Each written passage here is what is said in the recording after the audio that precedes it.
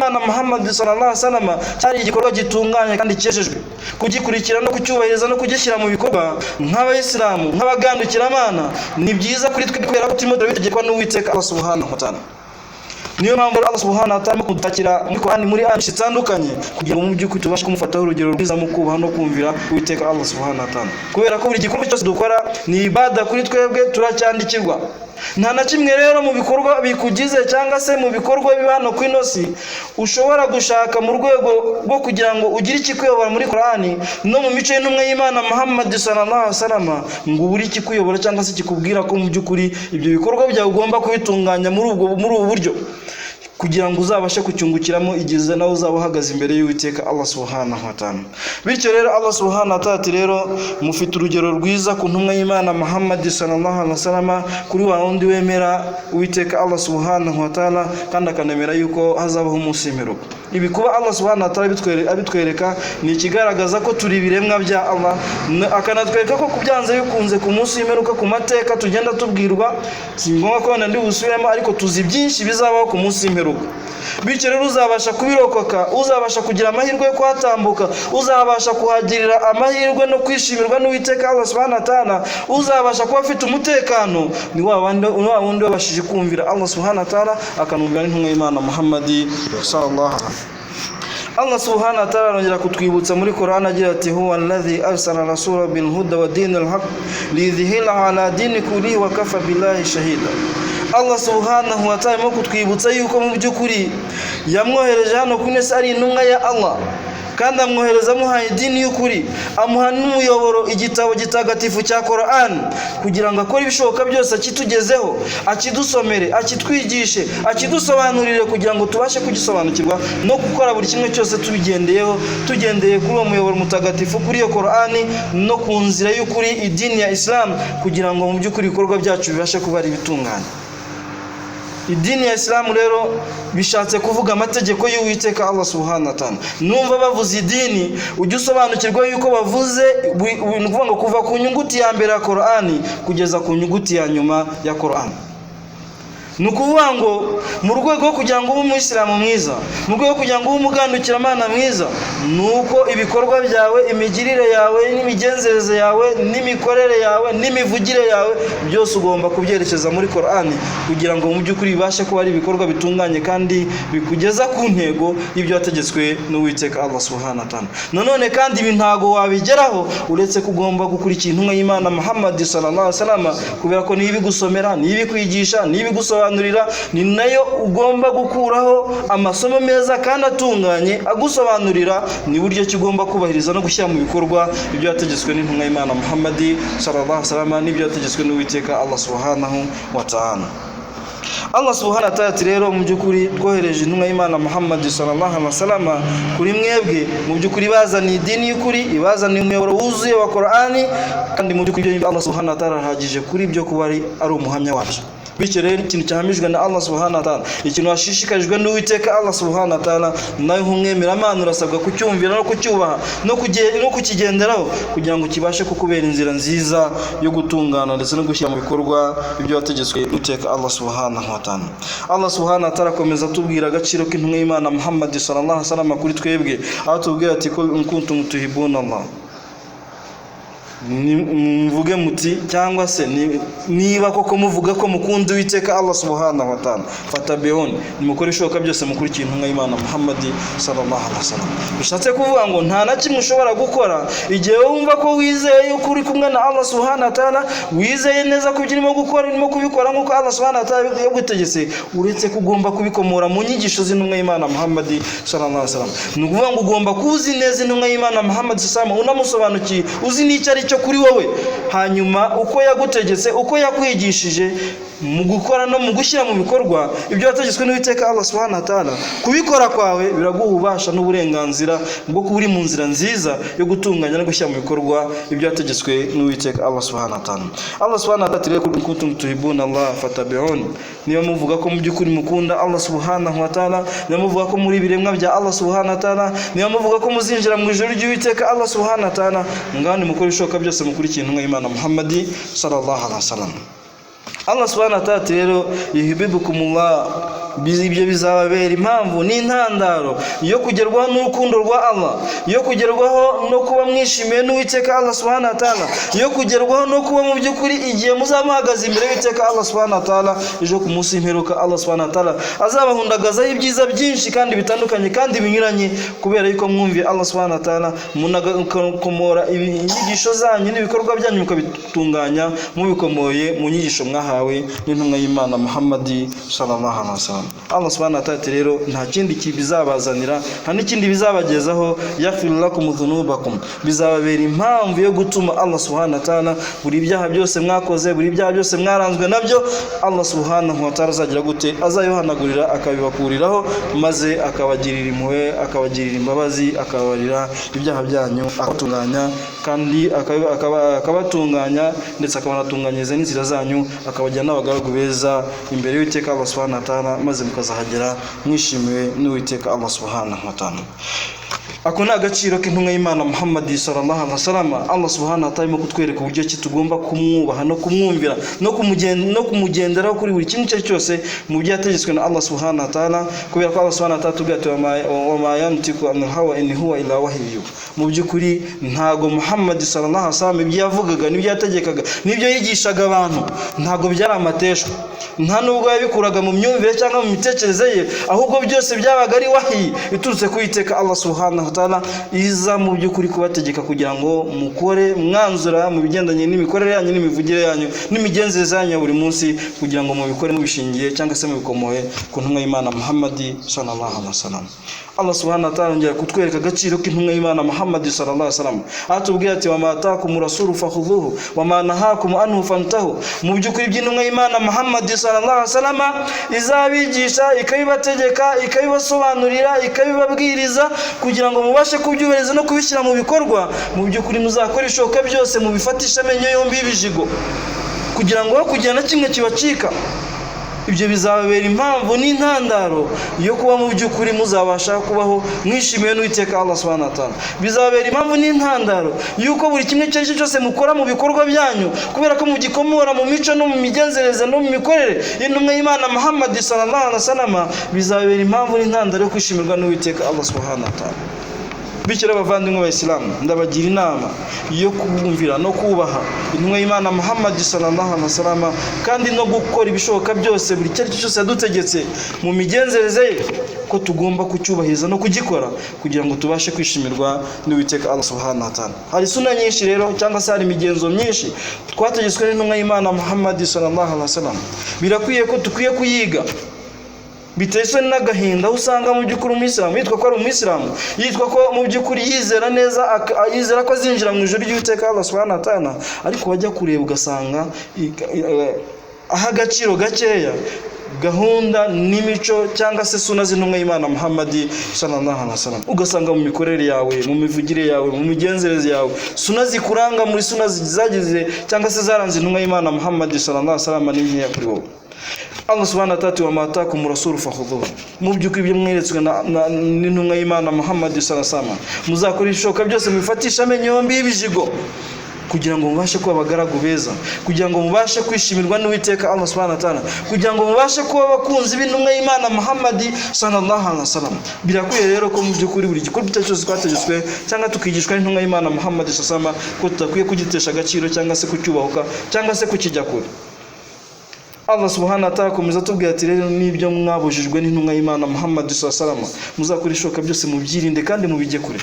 kubera ko ibyo ngibyo kubibamo kandi mwarabijijwe n'intumwa y'Imana Muhammad sallallahu alaihi wasallam, mwarabijijwe n'Uwiteka Allah subhanahu wa ta'ala, ibyo bizabera impamvu n'intandaro yo kuba mu by'ukuri mwigomeka ku mategeko y'Uwiteka Allah subhanahu wa ta'ala, maze mu by'ukuri bibabere ibibazo n'agahinda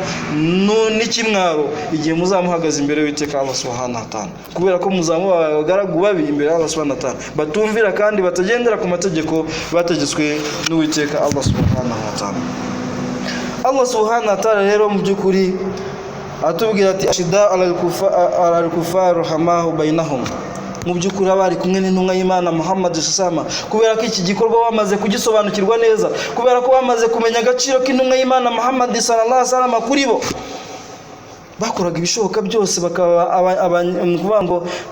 basahaba beza, bakaba basangira gendo beza, bakamwigaho imico myiza, bakamufata urugero rwiza rwo kumwubaha no kumwumvira, kubera ko intumwa y'Imana Muhammad sallallahu yubahaga Allah subhanahu wa ta'ala, yatinyaga Uwiteka Allah subhanahu wa ta'ala, nabo bakagira ikirenge muke mu rwego rwo kumvira Allah subhanahu wa ta'ala no kumvira no gutinya intumwa y'Imana Muhammad sallallahu kugira ngo nabo bashe kuba abagaragu beza imbere y'Uwiteka Allah subhanahu wa ta'ala. Wenda uyu munsi intumwa y'Imana Muhammad ntikiriho, ariko mu magambo cyangwa mu mategeko twahawe na Allah subhanahu wa ta'ala yaduhaye yuko mu by'ukuri Muhammad ari intumwa y'Imana kuri twebwe. Natwe rero uko abasahaba n'abasangirangendo n'intumwa y'Imana Muhammad sallallahu alaihi wasallam babashije kubana nawe, babashije kumwubaha, babashije kumurwanirira kugira ngo hatagira ikimuhungabanya cyangwa se hatagira ikimwangiza. Natwe rero uyu munsi nta gihari, ariko mu rwego rwo kugira ngo intumwa y'Imana Muhammad sallallahu alaihi wasallam igumye kugumana icyubahiro cyayo, nuko tugomba gufata imico yayo, nuko yubahaga idini, nuko yakoze ibishoboka byose akigisha idini Allah subhanahu wa ta'ala, nako tukagira ikirenge mu cy'intumwa y'Imana Muhammad sallallahu alaihi wasallam kugira ngo tubashe kwesa umuhigo cyangwa se guhigura umuhigo w'intumwa y'Imana Muhammad sallallahu alaihi wasallam yahawe n'Uwiteka Allah subhanahu wa ta'ala.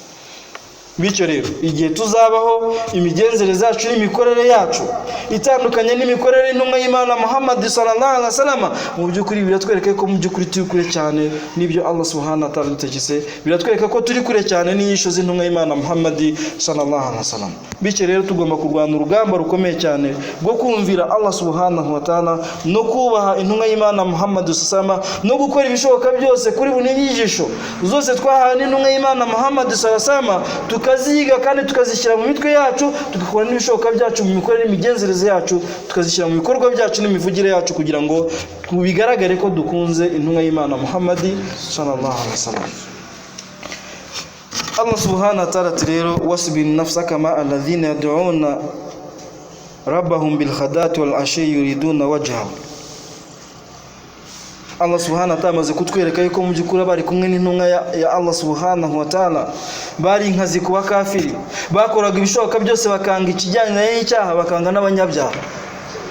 bo bakagendera kuri gahunda yo kumvira Allah,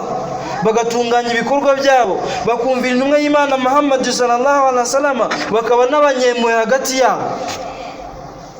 Umuntu umeze gutya cyangwa se kuba wamera gutya nibyo Allah subhanahu wa ta'ala dushishikariza gukora no kuba mu buzima bwacu bwa buri munsi, kugeza ubwo Allah subhanahu wa ta'ala dushishikariza atubwira ati mu by'ukuri mukora ibishoboka byose, murebe babandi bari kuri gahunda yo kubahiriza no gushyira mu bikorwa ibyo bategetswe na Allah subhanahu wa ta'ala, bari kuri gahunda nziza yo kumvira intumwa y'Imana Muhammad sallallahu alaihi wasallam, hanyuma abo bantu mubakora ibishoboka byose, mubagira inshuti, mubagira abavandimwe, muba abantu ba hafi cyane, kugira ngo namwe mubashe kugira gahunda nziza yo kumvira Allah no kumvira intumwa y'Imana Muhammad sallallahu alaihi wasallam. Allah subhanahu wa ta'ala rero mu by'ukuri babandi muzi neza ko bakora bagashyira mu bikorwa ibyo bategetswe na Allah subhanahu wa ta'ala, kora ibishoboka byose wihanganire kubana nabo,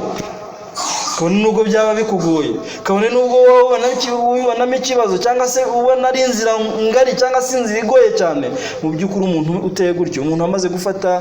imico y'intumwa y'Imana Muhammad sallallahu alaihi wasallam, uwo muntu ntakwiye kumutakaza mu buzima bwawe, uwo muntu ukwiye kumugira inshuti, ukwiye kumugira umuvandimwe, kugira ngo za ngeso nziza afite nawe ubashe kuba wazegukana, uzishyire mu mico yawe no mu mibereho yawe, kugira ngo nawe ubashe kuba umusilamu mwiza, kugira ngo nawe ubashe kuba umugandukira Imana mwiza. Bityo rero bavandimwe b'Isilamu, dukore ibishoboka byose dutinye kandi tugandukire Allah subhanahu wa ta'ala, ukuri ko kumugandukira, kubera yuko mu by'ukuri ntago Allah subhanahu wa ta'ala turemye akadushyira hano ku ino si kugira ngo tuze twidegembye, tubeho uko dushaka, twitware uko dushaka, twigenze uko dushaka, ahubwo ikiriho twaremewe n'Uwiteka Allah subhanahu wa ta'ala nuko abagaragu b'Uwiteka Allah subhanahu wa ta'ala bari kuri gahunda nziza yo gutinya Allah subhanahu wa ta'ala no kumvira intumwa y'Imana Muhammad sallallahu alaihi wasallam. Niyo mpamvu Allah subhanahu wa ta'ala dutegetse ko babandi tuzi neza yuko bafashe mu mitwe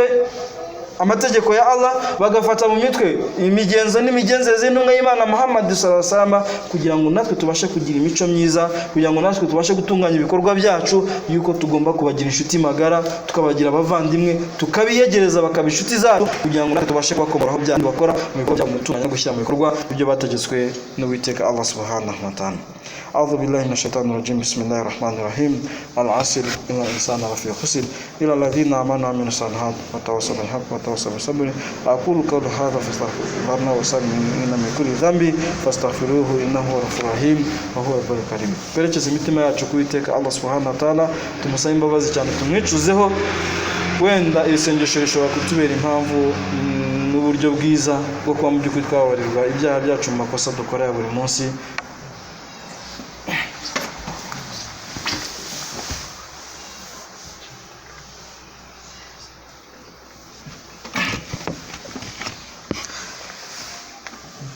Alhamdulillahi rabbil alamin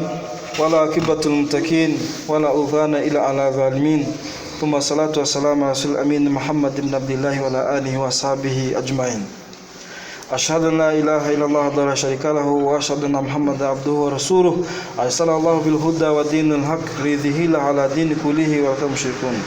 عباد الله أوصيكم ويا نفسي بتقوى الله عز وجل فقد فاز المتقون الطائعون. وقال الله تعالى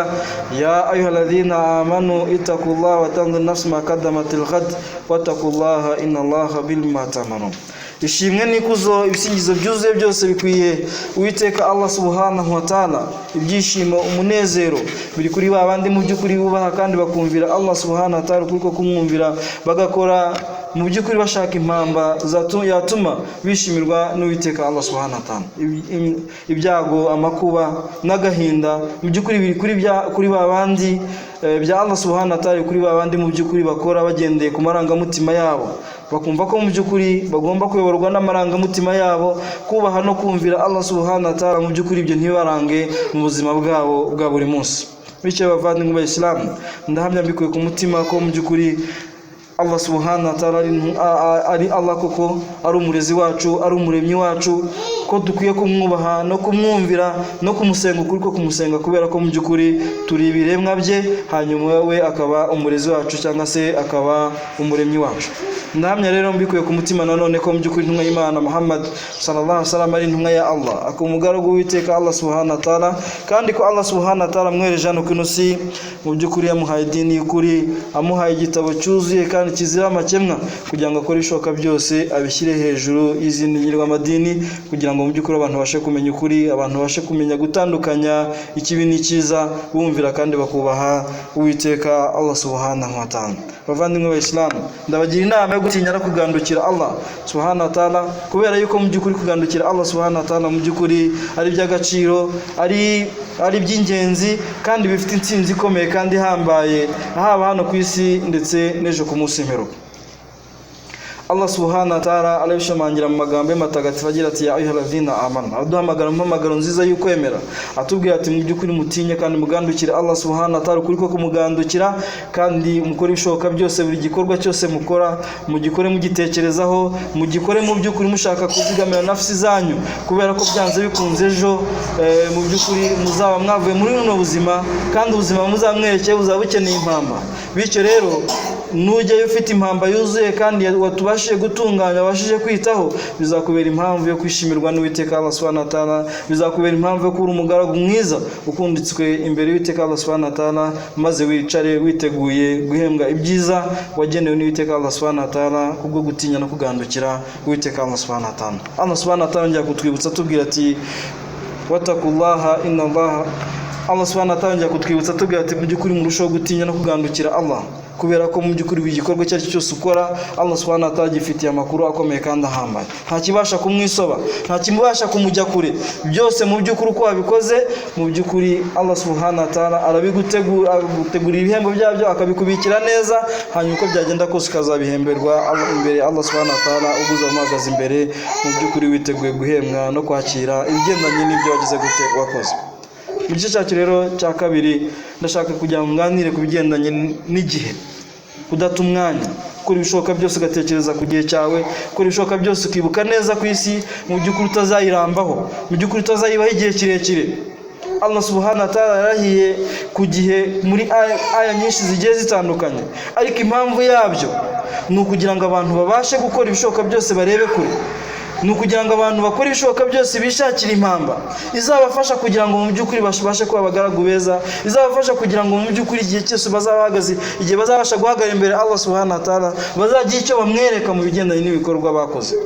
Allah subhanahu wa ta'ala aragira ati wal asr, ararira kugiye mu by'ukuri igihe amasaha y'umunsi arimo kugucika, arimo kurangira, igihe kirimo kirangira. Ayikurikiye Allah subhanahu wa ta'ala tubwira ati wal asr innal insana lafi khusr, mu by'ukuri kiremwa muntu kiri mu gihombo. Kubera iki? Kubera kutita ku gihe, kutagaruka ku minsi yawe ngo urebe ko mu by'ukuri iminsi yawe ibaze, kutagaruka ku gihe cyawe ngo urebe neza ko nta gihe usigaje kuri ino si. Iminsi turimo ni iminsi mike cyane. Birakwiye ko rero mu by'ukuri tuba abagaragu beza. Intumwa y'Imana Muhammad sallallahu alaihi wasallam Allah subhanahu wa ta'ala amubajije ati mu by'ukuri iyo urebye ubona igihe ubaye kuri ino si kingana iki? Intumwa y'Imana Muhammad sallallahu alaihi wasallam yabwiye ati mu by'ukuri ndabona kingana n'umugoroba, ni ukuvuga ngo amasaha y'umugoroba gusa.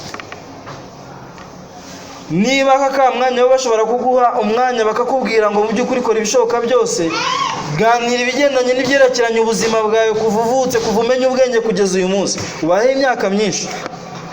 ariko utafata isaha imwe gusa ngo kugira ngo ubashe kuvuga ibigendanye n'ibyawe. Urabivuga kugeza ubwo wumva amagambo agushiranye, urabivuga kugeza ubwo wumva mu by'ukuri buri kimwe icyo cyose cyawe wumva ko nta na kimwe wasigaje inyuma. Iyo minota rero ufata cyangwa iyo saha ufata urimo kuvuga ibyawe, uyigereranye n'igihe mu by'ukuri wumve ko nacyo gihe cyawe kigendanye n'iminsi umaze kumara ku ino si. Nibisi uzi neza kuyiruha uri umushyitsi, ubizi neza kuyiruha uri umugenzi, niki kigutera kutubaha ngo wumvire Uwiteka Allah subhanahu wa ta'ala? Niki kigutera kutubaha ngo wumvire intumwa y'Imana Muhammad sallallahu alaihi wasallam ngo umumenye, umusobanukirwe, umenye agaciro afite kuri wowe? Igihe rero ni igihe tutagomba gukora ibishoboka byose ngo tugiteshe agaciro, kubera yuko uko ubuzima bwacu bugenda, uko wicaye, uko uri mu bintu bidafite agaciro, uko uri mu bintu bidafite umumaro, uko uri muri gahunda z'Uwiteka Allah subhanahu wa ta'ala, jya utekereza unamenye neza ko urushinge rurimo rugenda, umenye ko igihe cyawe kirimo kirangira. Bityo rero kugira ngo ube uri muri babandi bishimiye n'Uwiteka Allah subhanahu wa ta'ala, uri muri babandi basarura igihe cyabo neza, ni igihe ila alladhina amanu wa amilu salihati, ni igihe uzaba wemera Allah subhanahu wa ta'ala, ni n'igihe ibikorwa byawe uzakora ibishoboka byose ukabitunganya, ukabishyira ku murongo, mu rwego rwo kugira ngo bizakubere impamba nziza yo kuzishimirwa n'Uwiteka Allah subhanahu wa ta'ala. Hanyuma ibyo ngibyo wamaze kumenya ukabijyamo inama nziza n'abandi, ukibuka kuyiganiriza abandi kugira ngo nabashe kumenya no kubisobanukirwa, ukibuka kumenya yuko mu by'ukuri ugomba kureba abandi mu by'ukuri muri babandi barengera imbago za Allah subhanahu wa ta'ala,